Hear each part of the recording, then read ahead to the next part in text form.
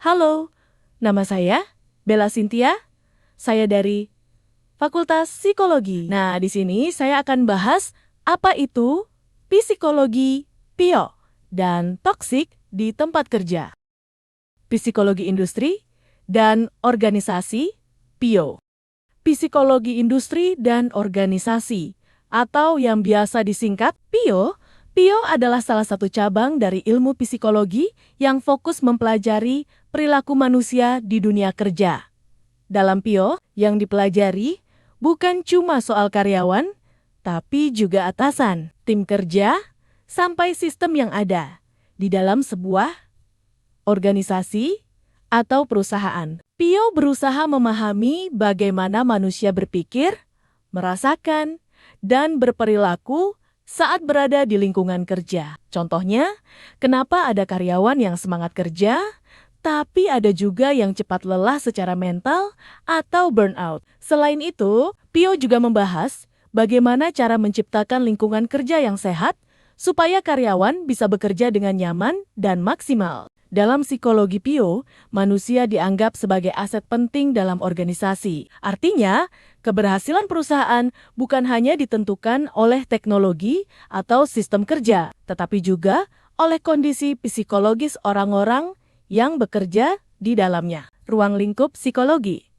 PIO, psikologi industri dan organisasi, membahas banyak hal yang berkaitan dengan pekerjaan. Di antaranya, proses rekrutmen dan seleksi karyawan, motivasi kerja, kepuasan kerja, kinerja karyawan, hubungan antara atasan dan bawahan, stres kerja dan burnout, konflik di tempat kerja.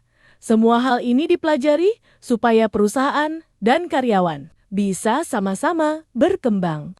Toksik di kantor itu apa? Dalam konteks psikologi industri dan organisasi, toxic workplace atau lingkungan kerja toksik adalah kondisi kerja yang tidak sehat secara psikologis dan membuat karyawan merasa tertekan, tidak nyaman, bahkan merasa tidak aman secara emosional. Lingkungan kerja yang toksik biasanya tidak langsung terlihat, tapi dampaknya sangat terasa. Karyawan bisa merasa capek secara mental, malas datang ke kantor, dan kehilangan semangat kerja. Ciri-ciri lingkungan kerja toksik. Beberapa tanda lingkungan kerja toksik menurut psikologi PIO antara lain, atasan bersikap otoriter, suka memarahi atau merendahkan karyawan. Adanya bullying, gosip, dan saling menjatuhkan antar rekan kerja, beban kerja berlebihan tanpa apresiasi, komunikasi yang buruk dan tidak terbuka, adanya pilih kasih atau favoritisme.